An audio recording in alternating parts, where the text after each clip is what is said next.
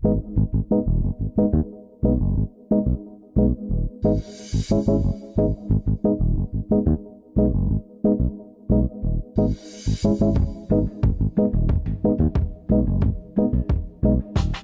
everyone. I'm sorry about my cold. I haven't had one of these, a real genuine one, for years. And of course, I get one right as soon as I'm about to do my first talk. So, irony. So, what is email delivery? What am I going to talk to you about today? What it is I'm going to talk about how to optimize your SMTP and DNS config, and talk about ISP relations. What I'm not going to talk about is email optimization in your Rails processing or parsing of email. I'm not going to talk about HTML, how to massage your HTML for email. And I'm sure you all would like that, but that's not where my primary expertise is.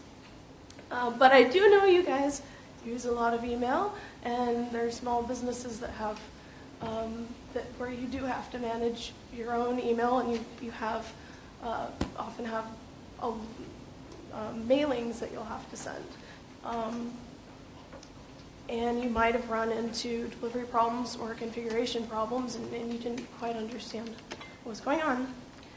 I'm going to give you lots of info during this talk. I don't expect you to remember it all, but what happens is you get an aha moment when you do run into problems, and I'm giving you tools, things to think about, directions to be able to solve those problems. So this is what I hear when I talk to developers about email. Like I said before, email handling can be difficult and delivery is confusing. And you feel like you're trying to talk to the people that you're sending to, or you're trying to send, and you don't really understand what they want from you or why you can't get through. And I can't, as I said, I can't foretell what your issues will be, but I want to give you some general rules so you can at least maybe sometimes enjoy working with email like I do. So this is where you can get a hold of me. I worked at MadMimi for almost 4 years, and I worked on email delivery, I managed the mailer config, and I worked on anti-abuse. So I did scripting for that in Rubyfuza. Now I'm at GitHub. So I went from sending up to 40 million pieces of email per day, down to only 5. I think what's really cool about working at GitHub is there's lots of different ways that email is actually set up over the system, because there's lots of different internal apps with their own little special way of relaying things. So I get to see 20 different ways that developers have set up their email systems. I enjoy working on that. Let's see.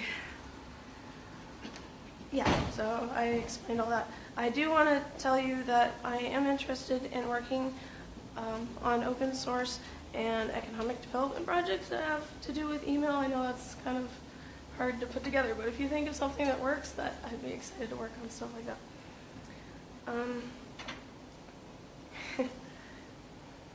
So, everybody spams. You'll spam at some time in your life on accident. Even the anti-spammers do it, and then they have to apologize to everyone in this anti-spamming community. I've seen it, it's funny. So what I want to do here is build some empathy within you for the people who you are sending to. most ISP postmasters and people managing email are underfunded, or it's not their main deal, or they're stuck firefighting. With ISP postmasters, a lot of the development has been cut, so there's not a lot of resources there for them to handle things.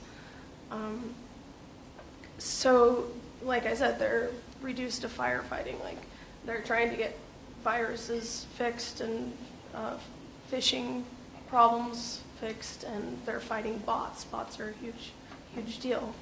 And they're just trying to keep their own customers from turning into bots. So they don't have, it takes, they're really nice if they help you along if you're having trouble and you get blocked. If they do give you some advice or tell you what's wrong, you should be really appreciative of it, because it's very cool that they have the patience for that.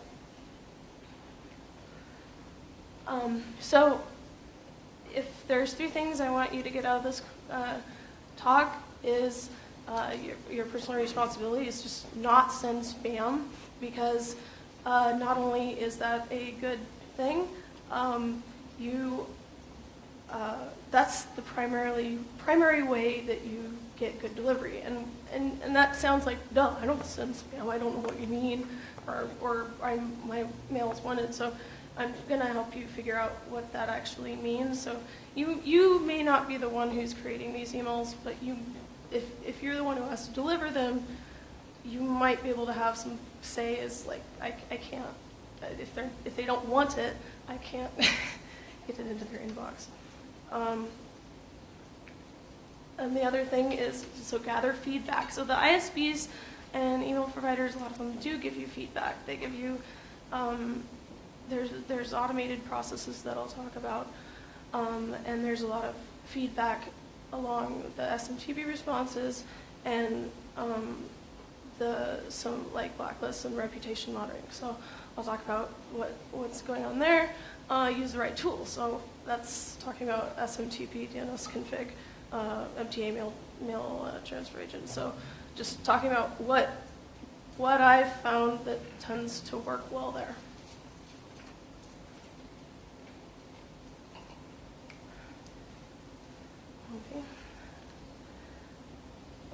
Okay, so this is one of the 2 slides that'll be on for a while.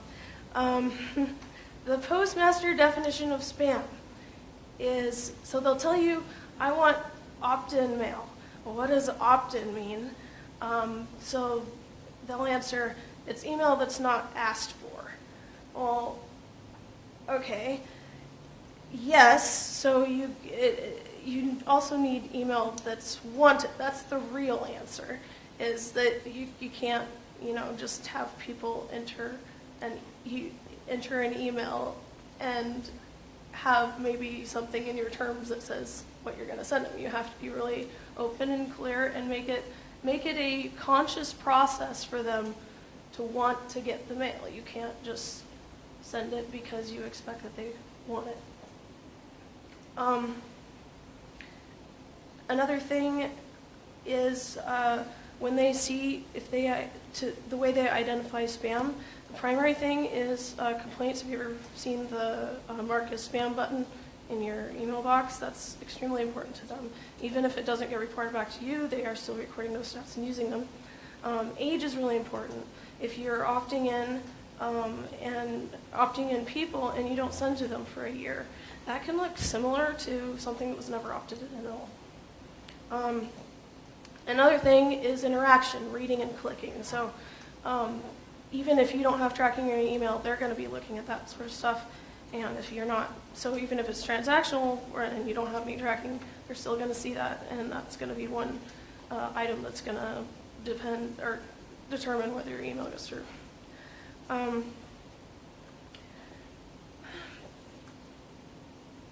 So I'm going to talk about the 3 opt-in options you have, and 2 are not very good. Single opt-in, implied opt-in, and confirmed opt-in, which is also called double opt-in. So you have different latitude with these.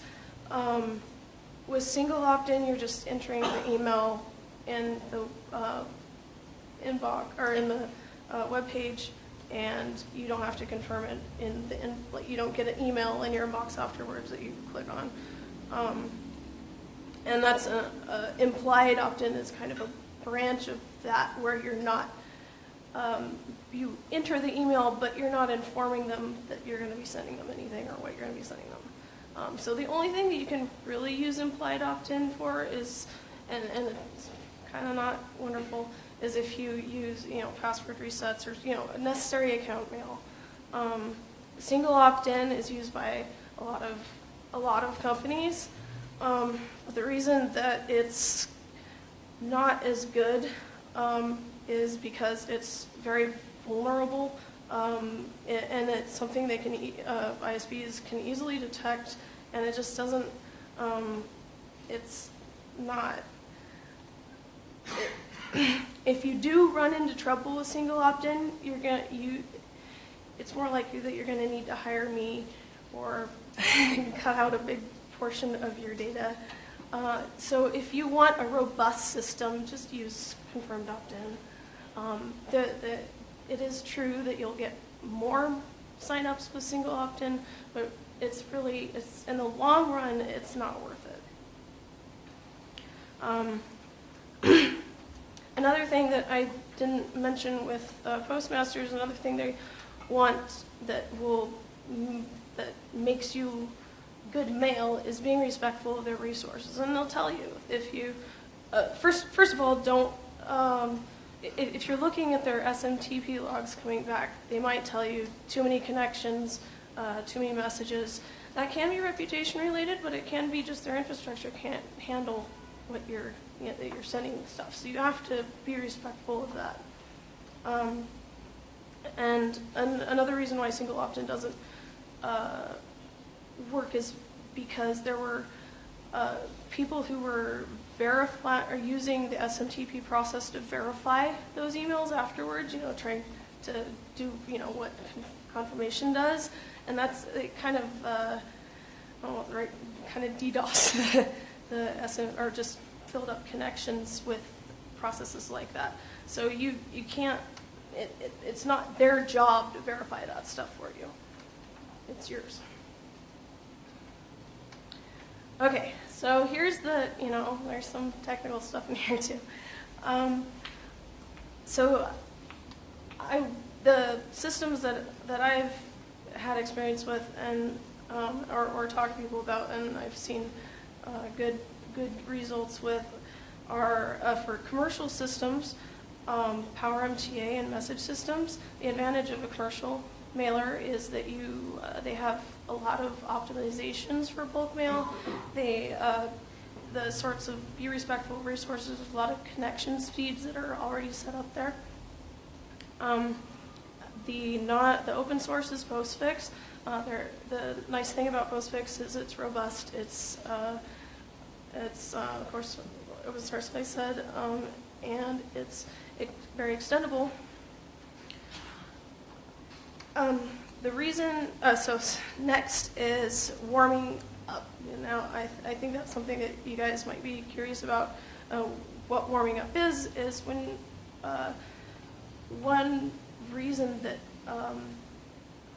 one way that spammers are identified is through something called snowshoeing, where they send lots of little bits of mail through lots of different IPs.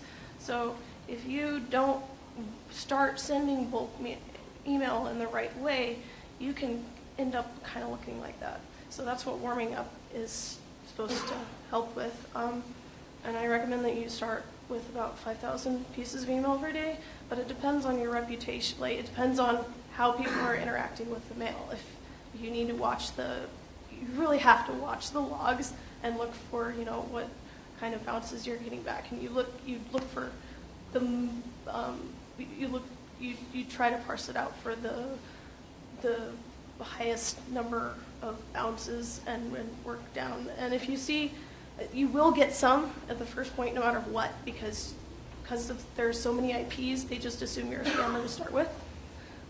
So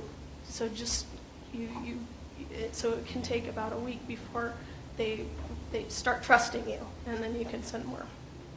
So the bottom line with that is, what I'll try to explain here is when you want to be very upfront, you want in the way that you set up your configuration so that they don't, you don't look like you're fly-by-night. You want to be very obvious with who you are and what your identity is. Identity is really important. Reputation is really important. So along those lines, you want to, except for warm-up, where you want to minimize your volume changes. With warm-up, after a couple weeks, if that 5,000 works, then you can double, like you can kind of go like that. As far as your volume goes, and you can go up to like 1 million pieces of email per IP if you need to. You don't want to change IPs often for the same reasons I mentioned before. You don't want a lot of IPs. You don't want IPs spread all over. Like, you want your IPs consecutive. You want them next to each other. You want them named similarly or named accurately. You want them, so as I said, you want a clear identity. So when people are looking at you, they know, this is the same person.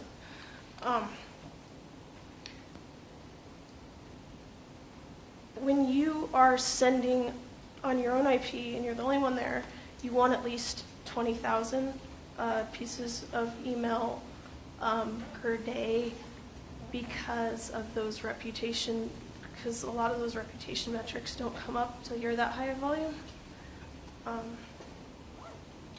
So that, I mean, that's the ideal. So as far as SMTP config, you want to make sure you have a fully qualified domain name, so your A record matches your domain name and A record, or your A record and your domain. The IP and domain, it's a one-to-one relationship. Is what I mean.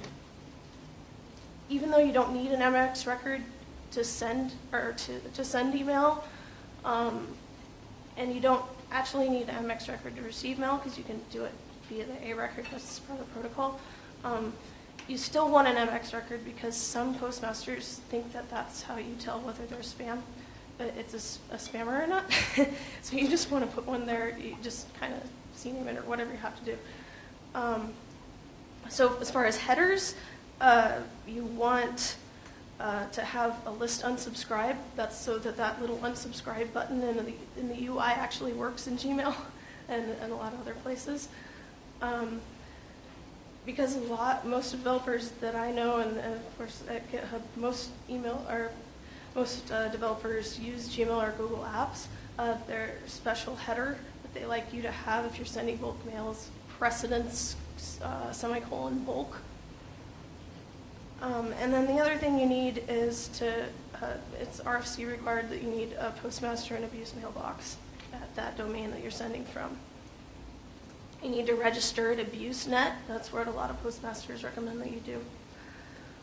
Just so that if people don't like your mail, they know where to go. It's not saying that you're bad. It's just so they can get a hold of you, which is also really important. You need to be responsive. You need to be able to remove bounces, complaints, and unsubscribes. The way you get complaints is through something called a feedback loop, FBL. This is something that is parsable. It has an RFC standard, so there's scripts out there that you can use.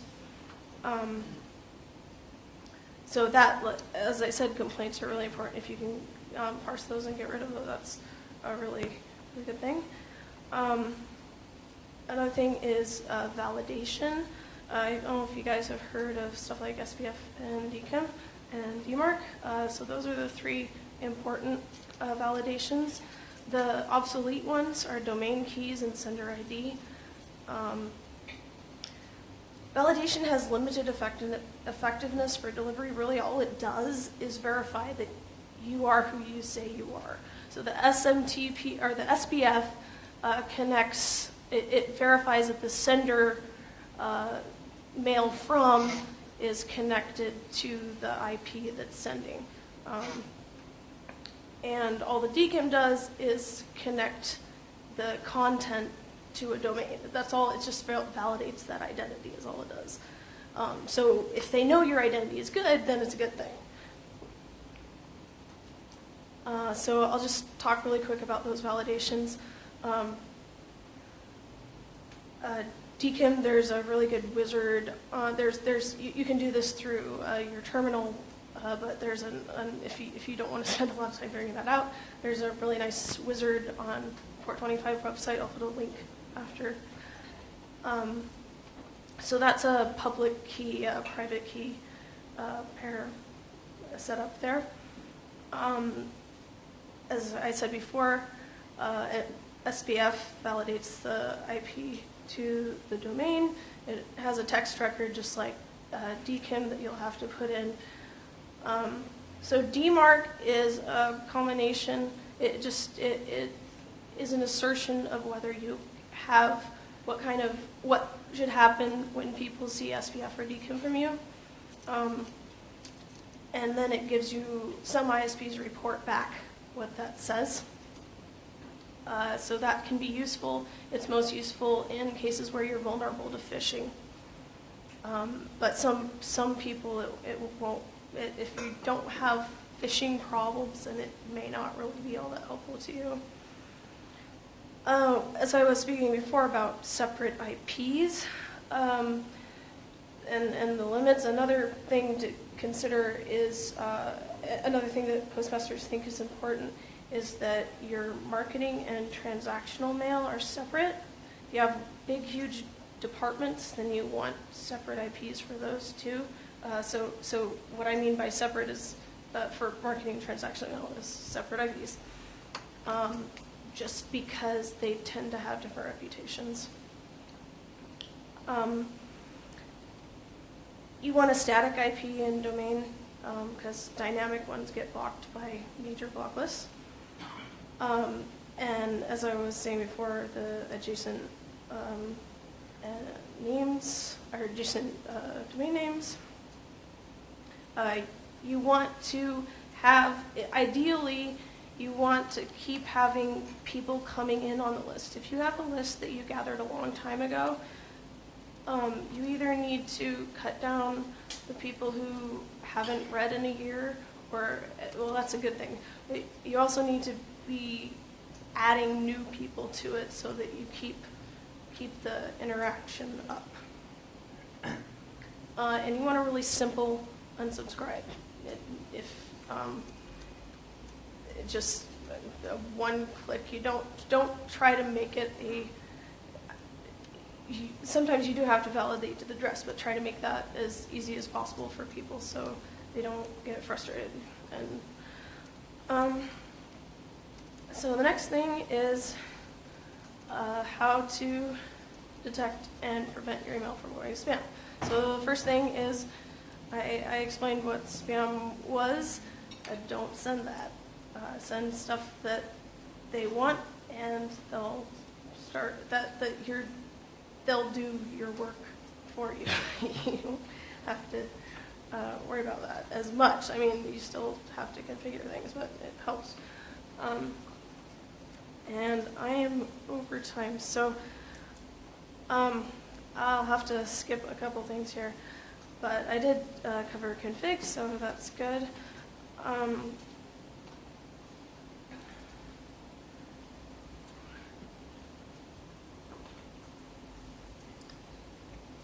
Here are links to some really helpful places if you're looking to start to send a lot of mail. Just talking more about those validations. There's some blogs on there that help explain what how to send wanted and opt-in mail. So take a look. Any questions?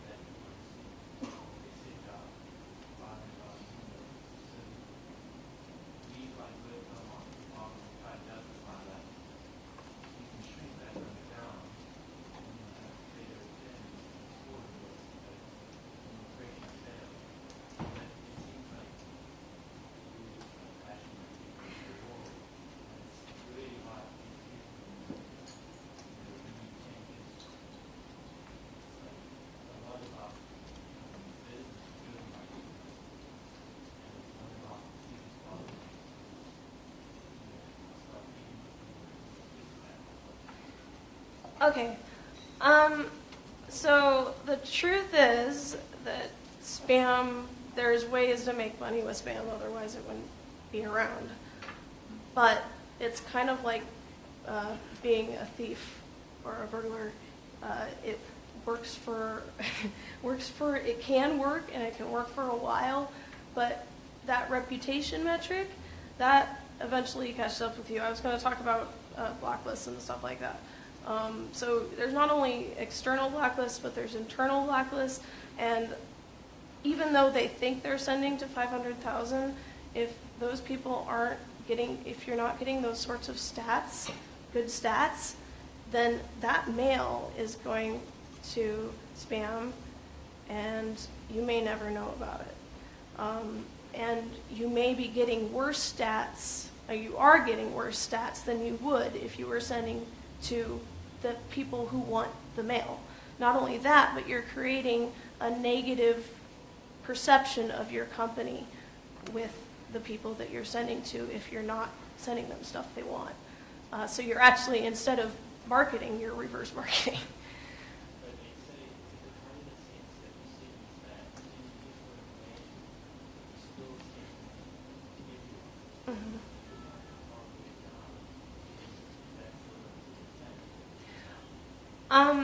Well, that. I mean, that has to be a judgment when you're looking at what you're sending. But really,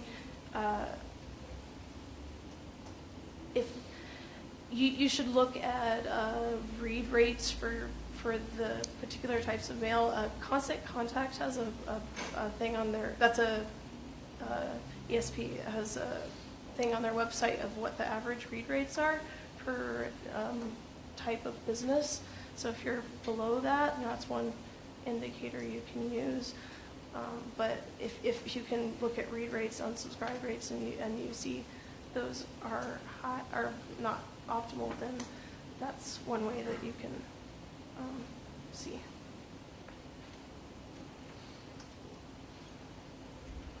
I just wanted to confirm.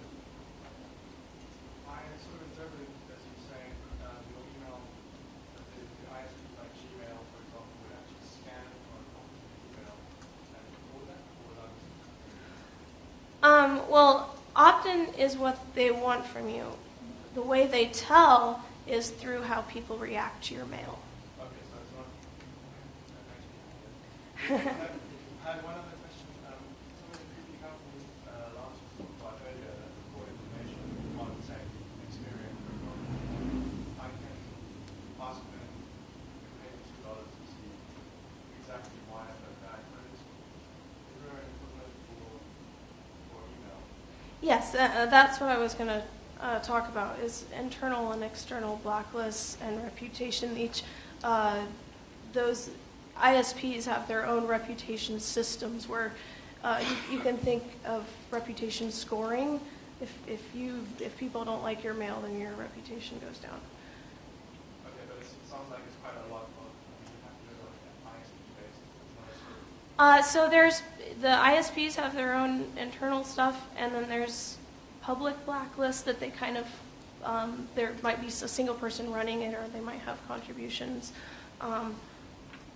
So it's very different at every ISP. So that's why I have to give general rules instead of specific ones, is because it tends to be what you want to find your most the domains you really want to get to. Go to their postmaster websites and figure out what they want, and make sure you give that to them. So,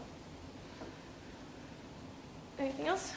We're way out of time. So, thank you.